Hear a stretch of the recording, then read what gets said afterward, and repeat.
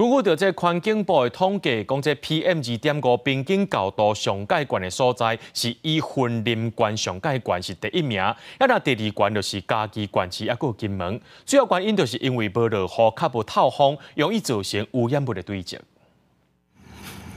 为了防止落水溪风飞沙第4号传分数云林县府去年伫落水溪烟花大面积铺稻草，希望会当搁再降低风飞影影对四边居民生活的影响。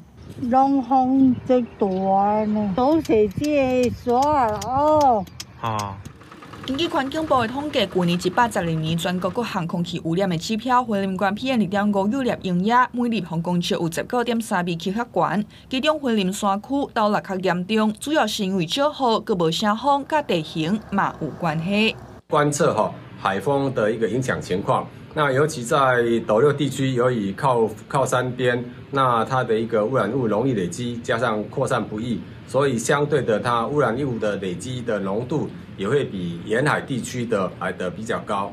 当地环保协会表示讲，除了呼吁县内企业甲工厂会当伫空气品质歹季节主动减少燃料，因为云林是农业大县，这些农事嘛影响到空气品质。在针对这些农田。翻土的季节里面，必须要增加洒水系统，来减低这一些境外以及境内的这一些污染物。